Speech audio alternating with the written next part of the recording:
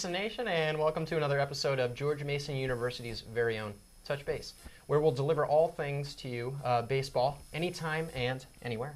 My name is Erin Ryan. And I'm Ryan Donahoe. And today's episode will exclusively feature a discussion on the start of the 2018 MLB season and which pitchers will be taking the hill for their respective clubs come this opening day. So without further ado, let's jump right into things. Yep, so very exciting times, by our next episode, the season will be underway, so that's good to think about.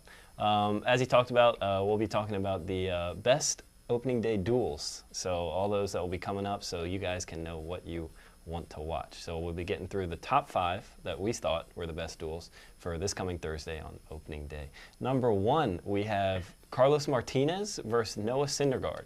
The Cardinals are facing off against the mighty Mets.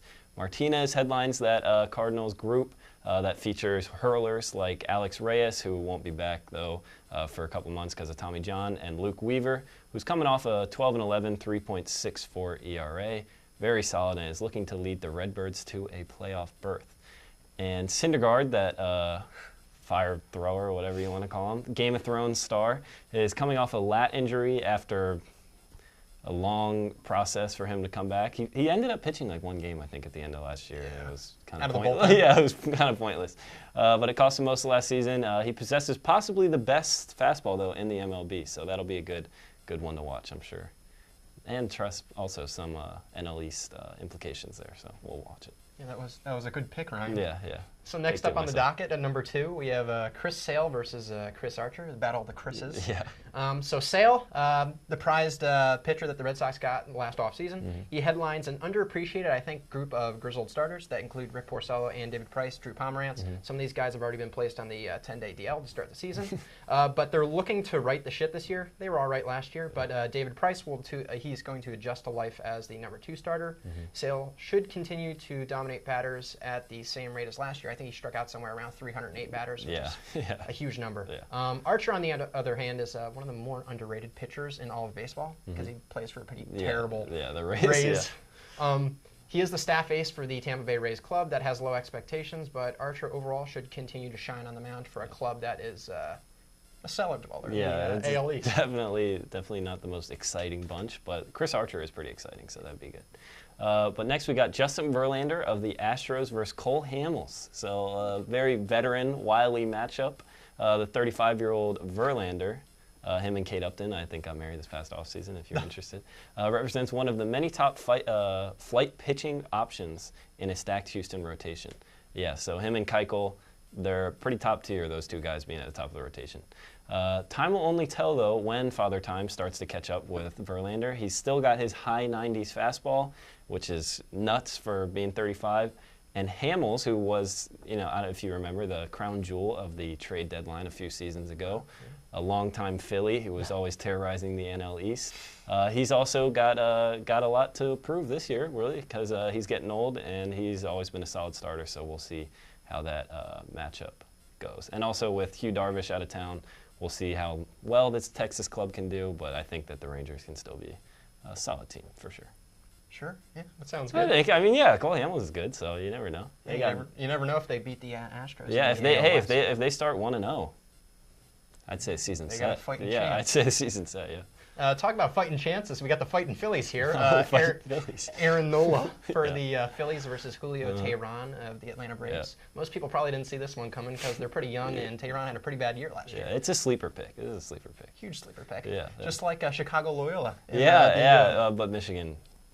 We're Michigan fans here. Yeah, I guess we'll see. Yeah. So 2 of the more undervalued starters in Major League Baseball, Nola has the potential to be a staff ace for the Philadelphia Phillies. He has impeccable control and an increasing ability to generate swings and misses, which we know is quite important in the game of pitching. He will represent a quality starting pitching option this year for most people if you're looking to draft him. On the other side of things, we have Julio Teheran, who's coming off a pretty subpar season. I want to say his ERA was hovering around 5 last year, and he represents he's pretty attractive overall if he can regain what he used to be. He's young, and he's leading a young and inexperienced Atlanta pitching staff that I mean, it's bad when you know you have Anibal Sanchez as your number 5 starter. But besides the fact he's pretty good, if he goes back to his previous levels, I think that these two, it's a pretty interesting matchup we got going on. I mean, we'll see what happens. Another NL East. This is filled with just NL East implications here, so we're always in that. Speaking of NL East implications, Max Scherzer, the ace of the Washington Nationals, obviously very important to their hopeful World Series run, will be facing against Homer Bailey of Cincinnati. Homer, but Max Scherzer, he's there. That's why you tune in.